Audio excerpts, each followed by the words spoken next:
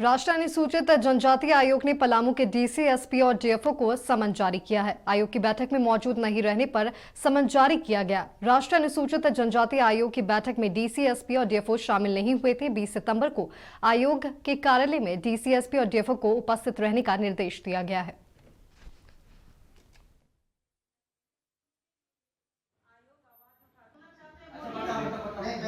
विडंबना यह है कि आज का बैठक में ना डीसी उपस्थित रहे, ना एसपी पलामू उपस्थित रहे, ना डीओपो, और तीनों इस जिला का कप्तान होते हैं और कप्तान ही उपस्थित ना हो आयोग का बैठक में, तो मैं यह स्पष्ट रूप से कह सकती हूँ कि कहीं ना कहीं आदिवासी समाज का इतना बड़ा मामला को छुपाने के लिए, इनका दंश को दबाने के लिए नहीं, लेकिन उनको शोषित पीड़ित ही रहने देने के लिए आयोग के आने से ये तीनों अधिकारी यहाँ से नदारद हैं। आयोग ने आज की उपस्थिति नहीं होने के कारण अपना कार्रवाई की है।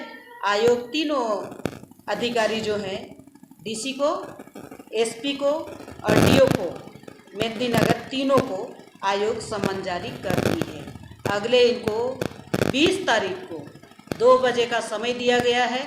वो आए, आयोग में उपस्थित हो और उनका जवाब।